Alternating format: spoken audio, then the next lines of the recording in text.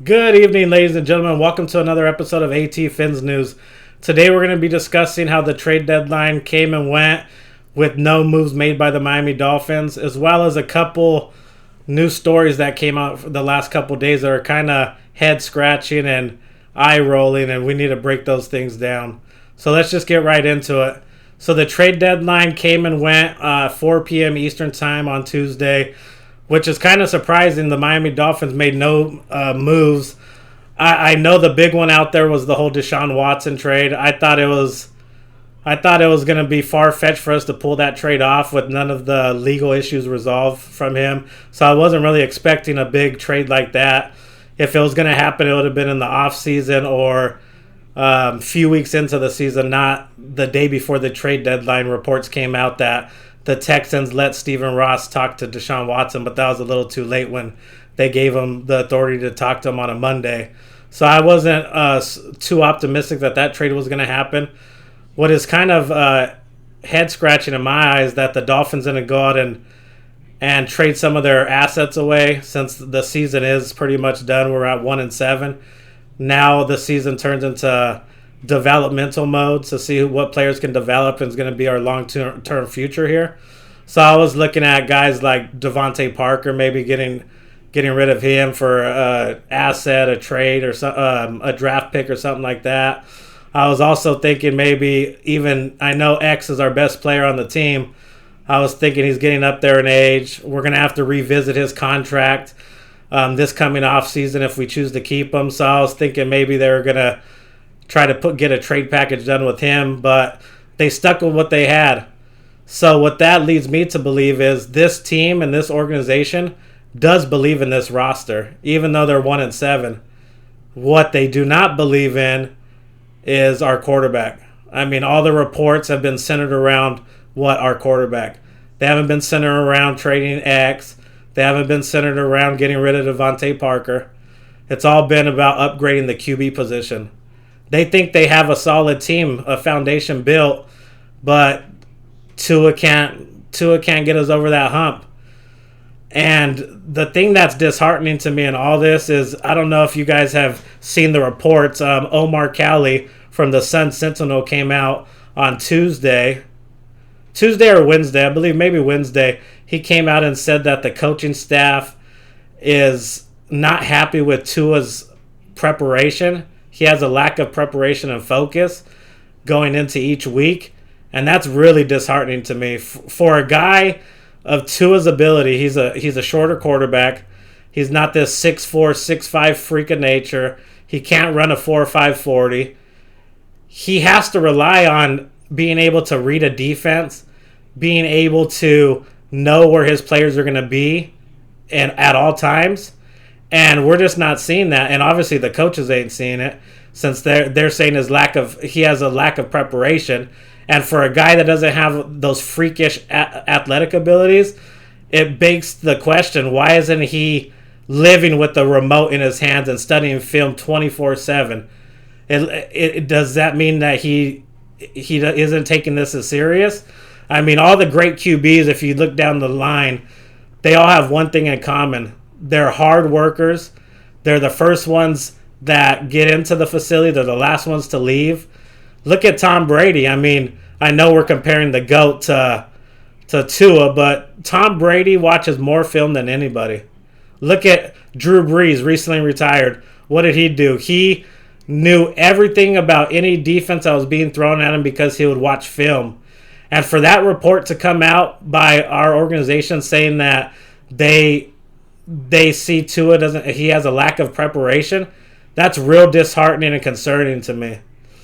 Another thing that's concerning to me, I hope you guys seen what Tua came out and said after Sunday's game against the Bills. He came out and said that he doesn't want to be the hero. He is going to specifically do what the coaches ask him to do. And the problem with that narrative is, I don't know what quarterback on any level in Pop Warner, high school, college, going to the pros, I don't know what quarterback would not want to be a hero in some sense. If I'm the quarterback on my team and I know the play that we're running is not going to work based on what the defense is showing me, the first thing I'm going to do is change the play. But that goes back to, does Tua even have the ability to change the play? If he's not preparing the right way, if he's not studying film like a NFL QB should be doing, I mean, that has to be disheartening to all Dolphin fans. I understand all these Tua supporters are coming out on social media saying it's not his fault, the team's just bad around him. Dude, you guys need to go back and actually watch the film from the Bills game. I don't know if you guys have access to all 22 film like I do. Tua left in the first half, just in the first half, he left 3 touchdowns on the field. He had wide open guys running on the opposite side of the field, but he never looks at their way. You want to know why they don't look his way? It's because he's at this point in his career, he's just a one-read quarterback. Whenever he lines up, he looks at the guy he wants to hit, and he doesn't get off the guy. A perfect example is, it was, I believe, a third down. They had Waddle go in motion. He knew, he thought pre-snap it was man-to-man. So he knew he was going to Waddle right away. That's who I'm throwing to. Didn't look any other way. He throws to Waddle, doesn't get complete. It's 4th down, we got a punt. If you just look on the other side of the field, Gesicki's running behind the linebacker right before the safety can even come get him, wide open for at least 20, 30 yards. And he doesn't hit him because he's so fixated on his first option once he sees what the defense is in. He needs to go through his progressions. And if he can't go through progressions, why do you think the Dolphins organization wanted to go out and get a guy like Watson? Why do you think that is? Do you think Tua's so good and they're just doing him wrong? Why don't you think the Chargers are going after Watson because they have a young QB that is showing promise in Herbert? Why do you think the Bengals haven't put their name in the hat for Watson? Because Burrow's showing them something where they can work with that. But everyone's quick to hate on our coaching staff, our organization, how we can't get anything right. You know what we can't get right? The fans that are saying the organization can't get anything right, they are right on one thing. We can't get the quarterback position right. It's not the whole team and whole that are horrible. The line has been improving every week. Of course they have bad plays, but what O-line doesn't? Our defense keeps us in the game. Look at the Bills putting up 3 points only till the third quarter. They finally got their first touchdown. What other defense has done that to the Bills this year? I don't think anyone can name one because the Dolphins shut them down. And, of course, a great offense is going to get its rhythm eventually. But at that point, it should have been 24-3 at least. But, again, Tua misses his open options because he can't read his progressions the way an NFL QB should. And it's as simple as that. For all these fans out here bashing on people and saying we're Tua haters, I'm not a Tua hater. I wish he did good. I wish he was a great QB so we wouldn't have to give up all these assets to go get a quarterback. But why do you think this fan base is so divided? It's not because we just put it in our head one day, oh, we don't like Tua, he's no good.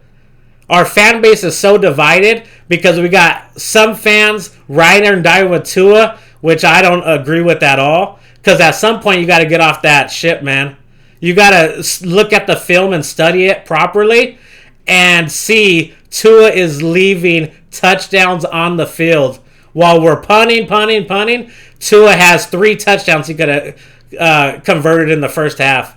But he's not even looking at the open guys. He's just sticking on the first read and going with it and hoping for the best. Even when he's doing those RPOs, he is looking at the linebacker to see where he's at. But he'll do an RPO, and he turns right away and throws it to Parker in a tight window. He didn't even know where the defenders were. He was just hoping and praying our guy was there to make a play. That's not an NFL QB. That's his best ability, too, is an RPO game. He might be the best RPO quarterback in the league, hands down. But RPO offense is not going to be a successful offense in the NFL. This whole dinking and dunking thing, you got to have some big plays on offense because no offense is going to go 18 plays, 70 yards, take 9 minutes off the clock, and not make a mistake. Why do you think we have so many costly penalties on the offense? Because you're asking the offensive line, you're asking the receivers, you're asking the tight ends, you're asking the running backs to be perfect for 19 consecutive plays. And if you have a holding, oh, forget about it. 1st and 20. We're not making that up. That's why we have such a bad time scoring and putting points up on the offense. Sometimes you have to go 30 yards. You have to throw for a 30-yard pass, get down to the 50, another 20-yard pass, you're at the 30, and work it that way. You can't be successful going 5 yards here, 4 yards here, 3 yards here, and just working your way down the field that way, because there's bound to be a mistake somewhere. You can't ask 11 guys to be perfect 19 consecutive plays.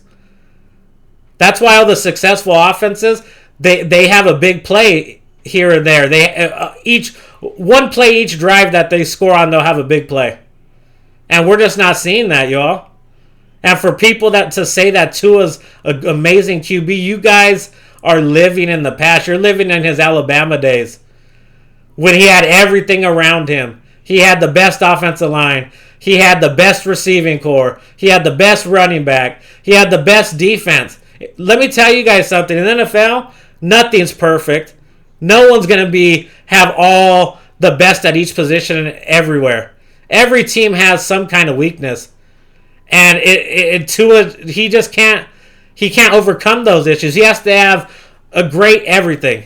And for all these fans saying, oh, all we need is 3 Pro Bowl offensive linemen. All we need is 2 All-Pro wide receivers. All we need is the top defense in the NFL. Are you guys kidding me? You guys expect our organization to be able to get him all that to be successful, instead of just replacing him for a franchise QB and that franchise QB making everyone else better around him. That's what you guys fail to realize. We all get the offensive line has struggles, but they have been improving. You can't say the same thing about Tua improving. He did good against the Jags, bottom tier. Did good against the Falcons, even though he cost us the game with the 2 interceptions that people want to just look over and say, well, he still led us back. Yeah, but we wouldn't even been in that situation if he didn't throw those 2 boneheaded interceptions. But what happened when he faced a real defense? He couldn't do anything. He looked flustered. And the thing that is just mind-boggling to me is our guys can't even line up in the proper positions, our receivers. And every other offense that I've seen, whenever they're lined up in the wrong place, it's the quarterback getting them situated in the right position or formation. To see Mike Gesicki have to jump up and down and try to get Waddle in the right position instead of the quarterback just looking around like he's confused, that's awful, man. And that goes back to what the coaches say they're concerned with, the lack of preparation. For a quarterback not to know that their receiver was lined up on the wrong side of the field, that's a problem, man. And I'm tired of the excuses some of these Dolphin fans are having, saying, oh, he just needs time. Oh, look at that play. The offensive line got blown by. Dude, those are all excuses. How about you look at what Tua could have done to help that offensive line? If it's pre-snap, looking at the defense, seeing where the blitz is coming, calling it out, adjusting the play, telling Gaston to go block that guy coming off the edge. He never does any of that, man. And that's crazy to me. And then the other report that came out, and all you guys want to say, I'm hating if you want to say it, or you don't know what you're talking about. If you guys want to pull up on YouTube the Greg Cosell breakdown on Tua today on the Colin Cowherd show, you guys should look it up. He said the Dolphins organization does not believe in Tua. They haven't since. That's why they were trying to go get Watson. He breaks down all NFL film. He's the head of NFL films. All the NFL teams go to him to break down a certain play or formation to see what's going on or what's wrong with a certain player. He came out and said Tua's release is slow. He doesn't know how to read a defense. He can't go through his progressions. For him to come out and say that, and also say he's a certified backup in the NFL, I mean, that's a guy that's been watching film for 42 years, guys. And for him to see that And he knows a lot because NFL teams go and ask him his opinion on things. You guys can't say that he's hating. Why would he have any reason to hate on Tua? He's just strictly watching film and coming up with his own conclusion based on what he sees. And it's the same thing that I've been seeing since last year. The only reason we won games we won is because of the defense. And he's just not good at doing things that NFL quarterbacks need to have to be elite in this league. I'm not saying he can't develop to be a good quarterback, but what do you guys want, y'all? Do you guys just want a good quarterback that, maybe make it to the playoffs a couple years? Or do we want to go out and get an elite QB in the offseason to put this franchise on another level? Because if you ask me, I'm sick and tired of this mediocrity. Winning 10 games last year and now we're 1-7. We're the last place team in the AFC. I mean, it's just crazy how far we have fallen in a short amount of time. And we have the same team pretty much. We got rid of Van Noy. He didn't do much. We got rid of Eric Flowers. But we did add Javon Holland, which I think is going to be a beast. We did add Jalen Phillips. So it's not like we got worse at any position. The only thing that changed, we didn't have Fitzpatrick starting week 1. And I hate to say it, I mean, everyone hated on Fitzpatrick saying he's nowhere as good as Tua. I'll tell you what Fitzpatrick did. He gave this team hope and fight in that locker room. Each week would go out there and compete. Now we're not even getting that. Even Brian Flores looks deflated. He doesn't even have the same energy because he knows what he has in Tua. Our organization already knows he's not the guy. That's why we're been so hell-bent on trying to go get Deshaun Watson. And my biggest fear, I'll tell you right now, my biggest fear is come off season, we don't even go get Deshaun Watson. So what are we doing now? We're stuck with a quarterback that has a lack of preparation, doesn't like to watch film, even though he doesn't have the athletic ability that most QBs do, so he needs to study film even more than those guys so he can be the absolute best at reading defenses, and they come out and say that he doesn't even like doing that. Those are red flags all over the place, man. And then another red flag, like I said, coming out saying he doesn't want to be a hero. He's only going to do what the coach tells him to do. So you're telling me you're never going to audible a play. Oh, this play ain't going to work. Well, the coach told me, let's run it. How does that make sense, man? That's being lazy. That's lack of preparing, like they're saying. So, man, I just hope. I mean, I'm still hoping. You never know. Maybe Tua has a come to Jesus moment and he starts these last 9 games and blows us all out of the water. And I'll be so happy. Even though I come on here and just tell you facts pretty much of what I see from Tua. But if he comes out and balls out these last 9 games, I'll be so happy because at the end of the day, I'm a Dolphin fan. I'm not a Tua fan. And if he can ball out and he can show promise where we don't have to give up assets to go get a quarterback, I'm all for it, man. But from the 15 games or 14 games we've seen to think in 9 games he's going to make this huge leap that no one sees coming, not even Greg Cosell, I mean, that's hard to believe, man. So, but we're still riding and dying with Tua so far. The last 9 games. I hope he realizes what kind of hot seat he's under. And I don't even know if he even has trade value now. I mean, not even the Houston Texans wanted him. They're going to stick with their rookie. They don't even like Tua's development. So we're in a terrible situation if we can't go get Watson. If not Watson, maybe go get Aaron Rodgers for a rental for a couple years. But we need to do everything in our power. If all the cases are done with Watson in the offseason, do everything you have to go get him. You have to. Or we're going to be stuck behind this play for another 3 years because there's not a good quarterback class this year. And it's not like we're going to be, it's one thing if we're going to be the number 1 pick or number 2, but that's to the Eagles, so we don't even have our first round pick. So we can't hope for that. So, man, I hope we can right the ship. I really hope Tua can have a coming to Jesus moment and figure it out, even though it's not likely.